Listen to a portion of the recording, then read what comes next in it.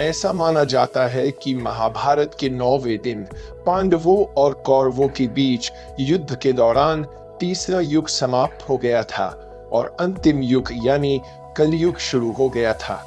हालांकि भगवान कृष्ण की शक्ति के कारण कलि पुरुष धरती पर अपनी जड़ें नहीं फैला सका, लेकिन श्री कृष्ण के जाने के बाद कलि ने लोगों के मन में बुराई फैलानी शुरू कर दी। परंतु एक बार फिर कलि ने अपनी बुराई धरती पर राजा परीक्षित के राज्य में फैलाने की कोशिश की, जिसकी कथा इस प्रकार है। राजा परीक्षित एक दयालु शासक थे। एक दिन कलि ने राजा परीक्षित से अनुरोध किया कि कलयुग शुरू हो गया है और उसे अपने राज्य में प्रवेश करने की अनुमति दी जानी चाहिए। कलि ने राजा परीक्षित से कहा कि 4 युग अर्थात सतयुग, द्वापर युग, त्रेता युग और कलयुग एक चक्र है और इसीलिए उसे प्रवेश करने की अनुमति दी जानी चाहिए। राजा परीक्षित ने उसे इस शर्त के साथ अपने राज्य में प्रवेश करने की अनुमति दी कि वह निर्दोष लोगों को चोट नहीं पहुंचाएगा और हर जगह नहीं होगा। वह केवल वही हो सकता है जहां जुआ, शराब पीना, वेश्यावृत्ति अथवा पुरुष और महिला के बीच अनैतिक संबंध और हिंसा हो। कलि ने राजा परीक्षित से एक और स्थान मांगा क्योंकि ये चारों स्थान गंदे थे। तब राजा परीक्षित ने उसे जहां सोना हो उस स्थान पर रहने की अनुमति दे दी। एक दिन राजा परीक्षित अपने किसी सामान को खोज रहे थे। जिज्ञासावश उन्होंने अपने दादा द्वारा छोड़ा गया एक बक्सा देखा। उसमें एक सोने का मुकुट था। बिना परिणाम सोचे उन्होंने वह मुकुट पहन लिया। यह मुकुट जरासंध का था। महाभारत युद्ध के दौरान जरासंध के पुत्र ने सहदेव से अपने पिता का मुकुट लौटाने के लिए कहा था, परंतु सहदेव ने इसमें कोई रुचि नहीं दिखाई क्योंकि भीम ने उस स्वर्ण मुकुट को जबरदस्ती लिया था। इस प्रकार मुकुट अनुचित रूप से अर्जित किया गया था और अनुचित रूप से अर्जित किया गया धन या स्वर्ण कलि के निवास स्थान है। इसीलिए जैसे ही राजा परीक्षित ने मुकुट पहना, उनके मन और मस्तिष्क में कलि प्रवेश कर गया। कुछ दिनों के पश्चात राजा परीक्षित मुकुट पहनकर पहली बार जंगल में शिकार के लिए गए। उस दिन उन्होंने कई जानवरों को मार डाला। कुछ देर बाद उन्होंने पाया कि वे अपनी सेना से अलग हो गए हैं। दोपहर में जब उन्हें भूख प्यास लगी तो उन्हें एक ऋषि का आश्रम दिखा और राजा परीक्षित उसमें प्रवेश कर गए। वह आश्रम शमीक ऋषि का था और जिस समय राजा परीक्षित ने आश्रम में प्रवेश किया उस समय ऋषि शमीक समाधि में थे। राजा परीक्षित ने सोचा कि वे राज्य के राजा हैं और ऋषि उनका स्वागत नहीं कर रहे हैं, और क्रोध के कारण राजा परीक्षित ने ऋषि शमीक के पास मरा हुआ सांप उठाकर ऋषि के गले में लटका दिया और आश्रम से चले गए। जब ऋषि शमीक के पुत्र श्रृंगी आश्रम में आए तो वह अपने पिता के गले में मरा हुआ सांप देखकर क्रोधित हो गए। उन्होंने सांप को उतार दिया और गहरी सांस लेकर उन्होंने आंखें बंद कर ली और ध्यान में लग गए।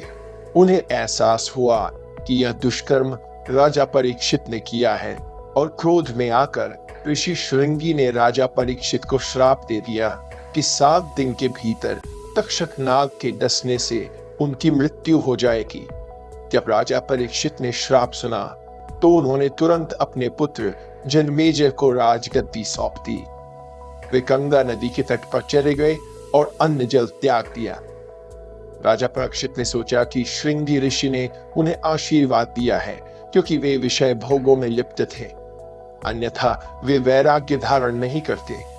अनेक संत राजा परीक्षित से मिलने आए, लेकिन कोई भी उन्हें 7 दिन में मोक्ष का आश्वासन नहीं दे सका। ईश्वरीय प्रेरणा से शुकदेव जी राजा परीक्षित को मोक्ष प्रदान करने आए। शुकदेव जी ने राजा परीक्षित से कहा कि वे चिंता न करें और उनके पास बचे 7 दिन पर्याप्त है। शुकदेव जी ने राजा परीक्षित से कहा कि वह वर्तमान में रहे और ईश्वर की आराधना करे। राजा परीक्षित ने अगले 7 दिन शुकदेव जी से भागवत पुराण का श्रवण किया।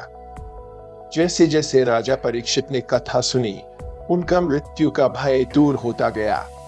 उन्हें जीवन मृत्यु के परम सत्य का बोध हुआ और उन्होंने मोक्ष प्राप्ति के लिए अपना शरीर त्याग दिया।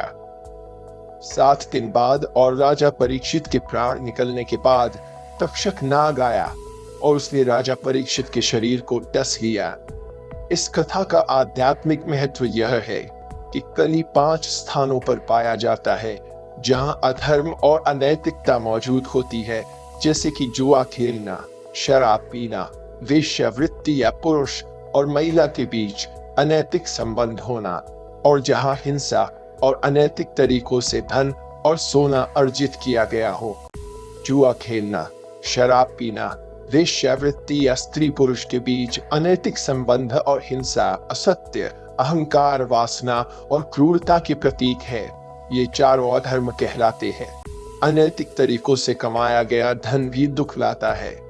मान्यताओं के अनुसार कलयुग की आयु 4,32,000 वर्ष है, जिसका अंत भगवान विष्णु के कल की अवतार द्वारा कलि पुरुष के वध से होगा।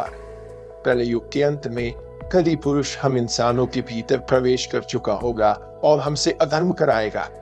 कलि पुरुष की शक्ति का अंदाजा हम इस बात से ही लगा सकते हैं कि उसको मारने के लिए भगवान कल्कि को 7 चिरंजीवियों की आवश्यकता पड़ेगी, जो कि है अश्वत्थामा, राजा बलि, महर्षि व्यास, पवन पुत्र हनुमान, राजा विभीषण, गुरु कृपाचार्य, ऋषि मार्कंडेय और भगवान परशुराम। राजा परीक्षित की कथा हमें यह सिखाती है कि कलयुग के प्रभाव से बचने का एकमात्र मार्ग सत्य, धर्म और ईश्वर की आराधना है। जीवन में कितनी भी कठिनाइयां आए, हमें हमेशा सच्चाई और धर्म के मार्ग पर चलना चाहिए। अधर्म और अनैतिकता हमें केवल दुख और अशांति की ओर ले जाते हैं, जबकि धर्म और सत्य हमें मोक्ष की ओर ले जाते हैं। इस प्रकार राजा परीक्षित की कहानी हमें सिखाती है कि जीवन का वास्तविक उद्देश्य आत्मा की शांति और मोक्ष की प्राप्ति है, जो केवल ईश्वर की भक्ति और सच्चाई के मार्ग पर चलने से ही संभव है। हम आशा करते हैं कि आपको आज की वीडियो पसंद आई होगी।